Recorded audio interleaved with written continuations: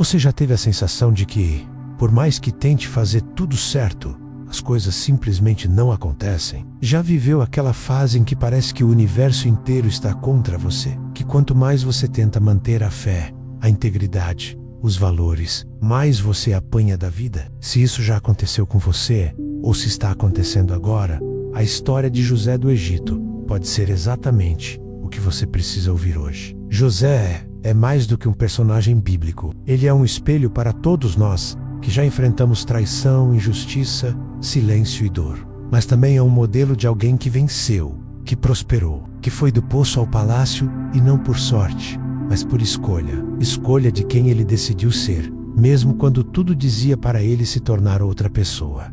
A jornada de José começa com um sonho, literalmente. Ele era o filho favorito de Jacó, fruto do amor entre Jacó e Raquel, e ganhou do pai uma túnica colorida. Isso por si só já o colocava em destaque, mas o que causava ainda mais desconforto entre seus irmãos era o fato de José ter visões sobre seu futuro. Em Gênesis 37:5 está escrito: teve José um sonho, que contou a seus irmãos. Por isso o odiaram ainda mais. Ele sonhou que seus irmãos se curvavam diante dele, e ao compartilhar esse sonho, gerou ainda mais rejeição e raiva. É curioso pensar que algo tão puro quanto um sonho pode provocar ódio, mas a verdade é que nem todos conseguem lidar com a sua luz. Muitas vezes, o seu chamado vai incomodar quem está adormecido no próprio conformismo. José não teve culpa por sonhar, mas pagou um preço por isso. Seus irmãos, dominados pela inveja, planejaram matá-lo. Depois mudaram de ideia e o jogaram em uma cisterna vazia. Por fim,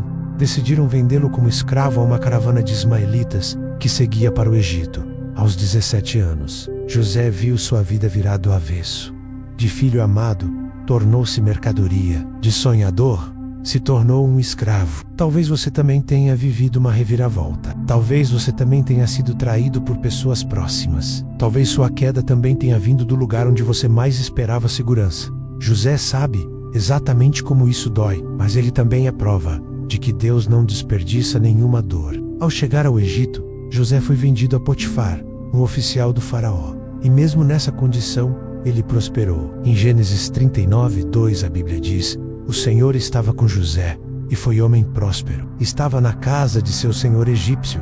É curioso pensar nisso. Como alguém pode ser chamado de próspero sendo escravo? Porque prosperidade, na lógica de Deus, não depende do cargo que você ocupa, mas da presença que você carrega. José tinha Deus com ele, e isso fazia toda a diferença. Ele não se entregou à revolta, ao vitimismo, ao desespero. Ele fez o que precisava ser feito. Serviu com excelência. Se destacou. Potifar percebeu isso e o promoveu. Colocou tudo em suas mãos. E a Bíblia diz que a casa de Potifar foi abençoada por causa de José. Mas toda promoção carrega novos testes. E o próximo desafio de José não veio da escravidão, mas da tentação. A esposa de Potifar começou a assediá-lo, repetidas vezes, e José recusava.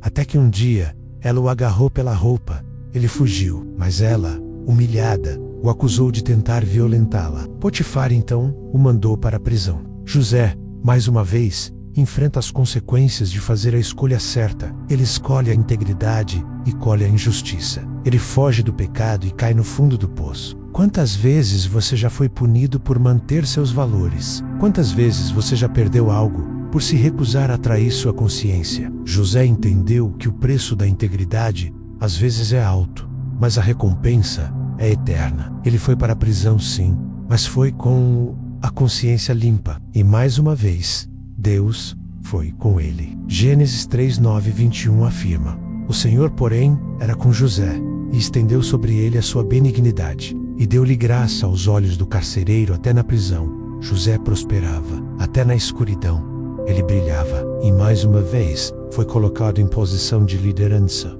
José tinha a confiança do carcereiro. Ele servia os outros presos. Era exemplo. Mesmo preso injustamente, não deixou de ser quem ele era. Na prisão, José conheceu dois homens importantes, o copeiro e o padeiro do faraó. Ambos tiveram sonhos. José os interpretou. E exatamente como ele havia dito, o padeiro foi executado e o copeiro restaurado ao seu cargo. Ao copeiro, José fez um único pedido: lembra-te de mim, quando estiver bem contigo. Gênesis 40:14. Mas o copeiro esqueceu. E José permaneceu mais 2 anos na prisão. 2 anos de silêncio, 2 anos esperando uma resposta, 2 anos entre a esperança e o esquecimento. Talvez hoje você esteja nesse tempo, esperando, orando, servindo, mas sem ver resultado. Mas não se engane, o tempo de espera não é tempo perdido, é tempo de construção. Depois de 2 anos, Faraó teve um sonho perturbador. Ninguém conseguia interpretá-lo. Foi então que o copeiro se lembrou de José, e Faraó mandou chamá-lo. José se barbeou, trocou as roupas e foi até o palácio. Faraó contou seus sonhos, e José respondeu: "Isso não está em mim.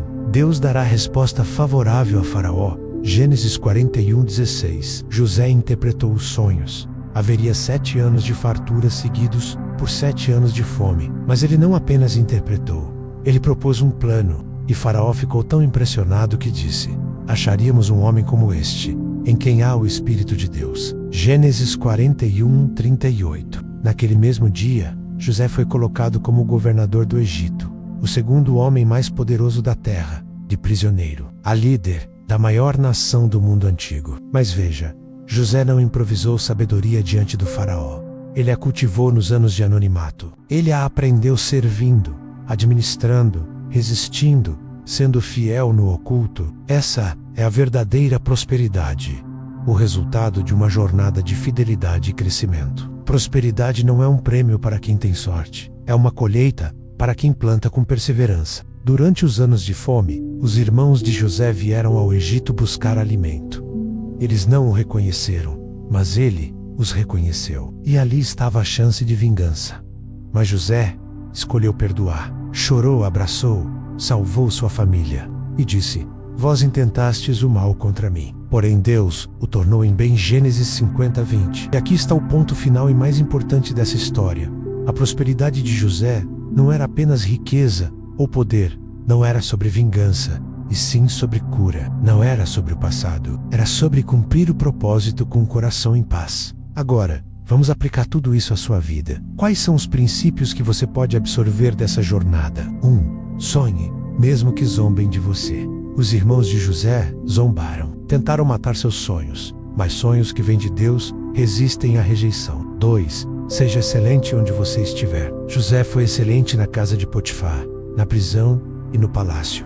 O lugar não define a sua postura. 3. Proteja sua integridade, mesmo que custe. Ele foi preso por fazer o certo, mas sua integridade o levou ao trono. 4. Sirva, mesmo quando ninguém vê. José interpretou sonhos na prisão sem saber que isso abriria a porta do palácio. 5. Espere com fé.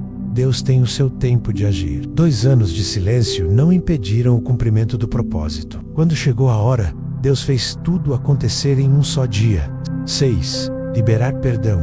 Honra a Deus e transforma o seu coração. José não deixou a mágoa moldar seu destino. Ele escolheu restaurar, e isso liberou plenitude. 7. No auge do sucesso, lembre-se de quem te levou até lá. Glorifique a Deus. Mesmo diante de Faraó, José disse: "Não está em mim." Deus dará a resposta. Ele nunca deixou o sucesso subir a cabeça. Esses princípios são eternos, e qualquer pessoa pode aplicá-los. Não importa se você tem pouco ou muito. Se você está no início ou no fim da sua caminhada, Deus usa cada etapa. Ele usa o poço, a escravidão, a prisão, para te preparar para o palácio. Mas você precisa estar disposto a ser fiel em todas elas. A história de José não é sobre sorte, é sobre um processo, sobre crescimento interno, sobre cultivar uma mentalidade próspera antes de colher os frutos da prosperidade. É sobre permanecer, mesmo quando tudo diz para desistir. Hoje, talvez você esteja no Egito da sua vida, num lugar estranho,